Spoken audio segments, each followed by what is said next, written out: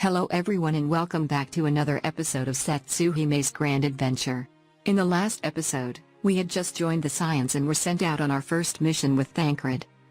It's now time for us to head over to Isamber to see what's up. Minfilia had already sent word that I was on my way, so that made things a bit easier. She also warned him to be wary of the local beast tribe, the Amalja. Seems they will be the prime suspects in this investigation. Isamber says he will do all he can and help with the forward investigation, then proceeds to advise what I should do first, which is to investigate the beast tribe. He tells me of brutal murders of callers at the Church of Saint Adama Landama, and their need for a proper burial. But he is concerned that he does not know the beast tribe's activities, so he requests that I secure the remains. Wait, hold up, I joined the Science less than a few hours ago and my first task is to retrieve some dead bodies? This was the moment I realized that the fun and games were over. Shit's about to get real from here on out. I head right over to the site and sure enough, corpses were just spread out in the open field. I'm not gonna lie, the reality of this situation hit me hard, seeing these people this way. Either way, I had a job to do, so I scooped up the bodies and apparently just put them in my pocket and brought them back to our contact. He thanks me for bringing the bodies back and allowing them a proper burial, and then asks if there were any Amalja left in the area. I tell him yes, and that confirms his suspicion about their involvement, but he seems to think there is more to this situation that needs to be discovered.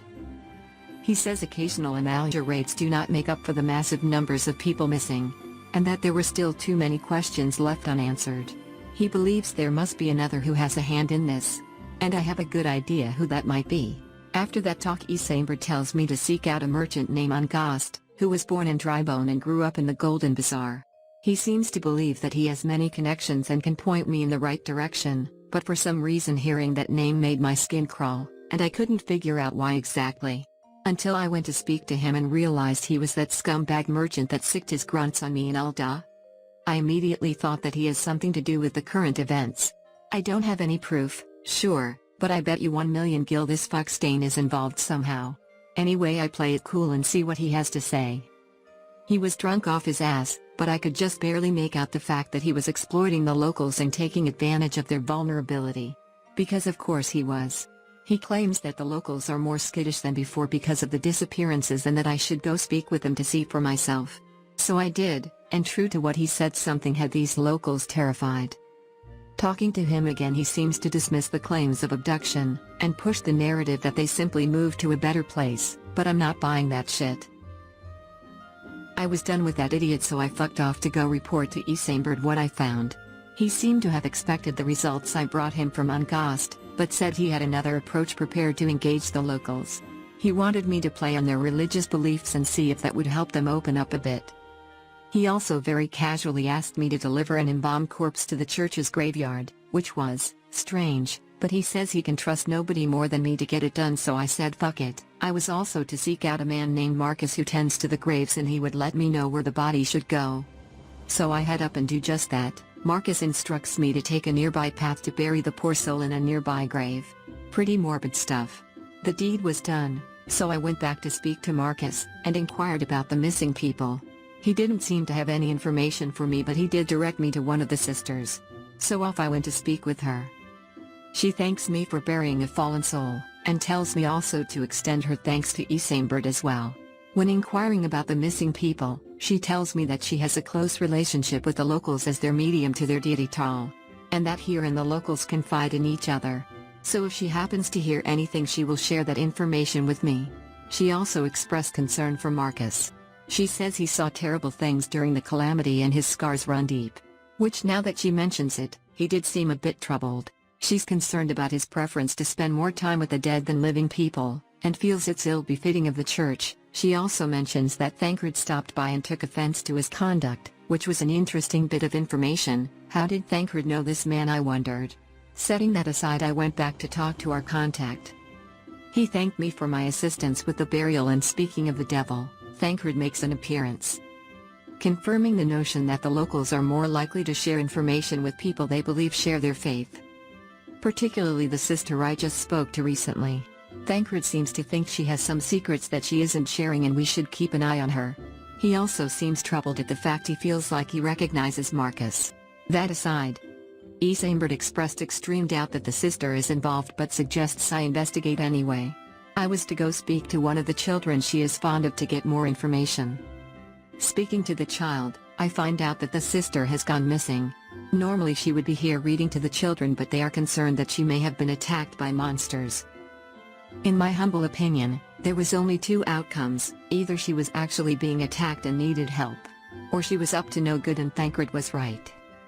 I make my way to her and sure as shit she's in trouble. And being attacked by zombies of all things. I re-kill the zombies and help her to her feet. She was grateful for my assistance but seemed more concerned about the trinket she went out to find for the child that was given to them before their mother passed. Looks like old Thancred was wrong as fuck about this one. Although it's arguable that if he did not suspect her she would be dead right now. I make a mad dash back to our contact and fill him in on the details. He says he will prepare a room for her so she can heal, and also came to the conclusion that Thancred was wrong in his assumptions. Talking to Isambert revealed that the sister's injuries were worse than she let on, but she would still make a full recovery. He also informed me that Thancred was looking for me, and wanted me to meet him by a nearby Amalia encampment. So that's what I did. I get to the meeting spot and Thancred quickly notes that he may have been incorrect about the sister, but thanks to that he may have found another lead. He claims that while following her a group of beastmen caught his eye. He tracked them to this encampment, effectively almost leaving the sister to her fate. And now he wants me to go investigate because he's a little puss, and does not want to do it himself. I'm not so sure about this Thancred guy, he's giving me some bad vibes, but I say fuck it and go into the encampment to investigate. Upon my investigation, I found a leaflet that appeared to be a working assembly to provide the poor with work. Thancred notices though that it does not seem to have been written by an actual person of faith, and that someone else must have written it. I think this has that sleazy merchant's name all over it, but I guess we will find out soon enough. He asked me to take the leaflet over to the sister, to see if she could verify its origins. So off I went. I went to show her the leaflet and she immediately identified it as fraudulent, and seems to recall some missing garments from the church recently. Which obviously means exactly what you think it means. I speak to Thancred and he states the obvious, then I head back over to Isambert to fill him in.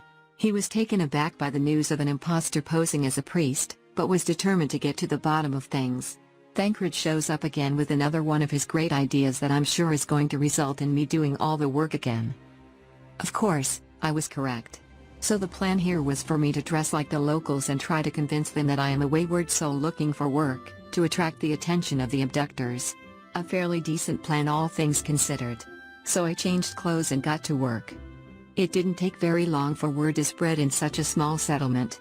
Unfortunately, we didn't attract the attention of our abductors. We did however learn the location of where the poor like to commune for under-the-table deals. Seemed like the perfect spot to be snatched up since the authorities don't go out that far. So we plan to go out there and make ourselves bait. I get to the location and to my surprise Thancred is actually helping. We lie in wait and sure enough, our little priest shows themselves, and to literally nobody's surprise it was indeed the fuckboy of a merchant. He claims he had a good reason for working with the beastmen. That it was to protect the people in Dry Bone the only way he knew how as a merchant. And that was to make a deal with the beastmen. They demanded crystal shipment routes at first, which he was more than happy to provide. That later escalated to people and he claims he had no choice but to comply. Thancred rightfully pointed out the hypocrisy of wanting to protect your people and then selling them off at the same time. This made August finally blow his top and reveal his true nature. He claims that the money was good, and he made more than he ever would have selling mole meat. Naturally the fucking coward deflected blame and tries to run away, but he was not getting away this time. He claims he wasn't involved in sharing the Immortal Flames routes, but at this point, I don't believe a damn word this scumbag is spouting. And naturally when it was all said and done he fell to his knees crying like he was the one who was wronged here. Thancred informed me to go reveal the info I got to Boss Lady Minfilia, and boy was I happy to get out of that shithole. I changed out of those rags and headed back to the Waking Sands to report in. And that folks is where today's story ends. As you can see things are getting a lot more serious in this world. Joining the science has opened my eyes. But fear not good viewers. I can handle it. Thank you once again for watching another episode of Satsuhime's Grand Adventure. Don't forget to check out the new videos I have uploaded recently, and follow 2 Cents Plus over on Twitch so you never miss a live stream. Have a wonderful day folks. See you next time.